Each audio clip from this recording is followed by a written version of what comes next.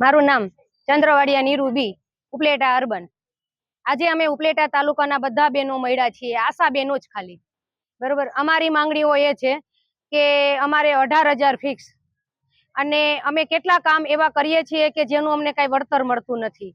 જે કોરોના સમયે અમે અમારું ઘરનું પણ વિચાર્યું નથી, અને કોરોનામાં તનતોડ મહેનત કરીને આખો દિવસ કામ કર્યું છે, અને અમારા જીવના જોખમમાં મૂકીને અમે જે કામ કર્યું છે એનું પણ સરકારે અમને કાંઈ પણ વળતર દીધું નથી। અમને કીધું કે હા મળી જશે, ત્યારે કામ કરતા ત્યારે અમને બજેટ ફાળવ્યું હતું આખો દિવસના 200 રૂપિયા, ત્યારે અમને લેટર પેડે આપ્યો હતો, પણ એ કાંઈ અમલમાં આવ્યું નથી। અને બીજું, અમારે એટલી કામગીરી અમારી ઉપર છે કે માતા જ્યારે પ્રેગ્નેન્ટ હોય બેન, ત્યારથી અમારે એની તકેદારી રાખવાની કે બેનને ડિલિવરી થાય, બાળક આવે તો બાળકને પૂરેપૂરું વેક્સિનેશન કરાવવાનું, 5 વર્ષ સુધી એ બાળકનું વેક્સિનેશન પૂરેપૂરું કરાવીએ। બાકી અમારા વિસ્તારમાં જે પણ કાંઈ પણ આરોગ્યને લગતી કોઈ પણ કામ આવે એ માત્ર ને માત્ર આશા વર્કર સિવાય કોઈ કરતું નથી, અને આ બધી કામગીરી કરવા છતાં પણ અમારી સેલેરી સાવ ઓછી, અને જે 2500 નો વધારો અમને આપ્યો છે એ પણ ટાઈમે આવતો નથી। 3-3, 4-4 મહિને આવે તો ઘણા બહેનો એવા પણ છે કે જે મહિના દિવસનો પગારની રાહ જોઈને બેઠા હોય, એના માટે તો એ નોકરી કરતા હોય,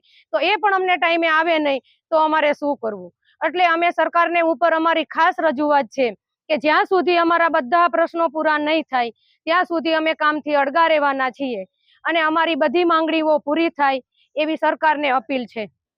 આગામી સમયમાં આવેદન દઈ દીધા પછી તમારો વાતનો નિકાલ નહીં આવે તો કોઈ બસ હવે વાતનો નિકાલ હજી પણ નહીં આવે તો આગળ અમે ઉગ્ર આંદોલન કરવાના છીએ, અને આ વખતે તો જ્યાં સુધી અમારી માંગ પૂરી નહીં થાય ત્યાં સુધી અમે કામ ઉપર અડગા જ રહીએ છીએ, અને અમે એક નહીં, ઓલ ગુજરાતના બધા આશા વર્કરો આ કામથી અડગા છીએ અને રહેવાના છીએ, અને અમારી સાથે યુનિયન પણ છે, અમે એકલા નથી।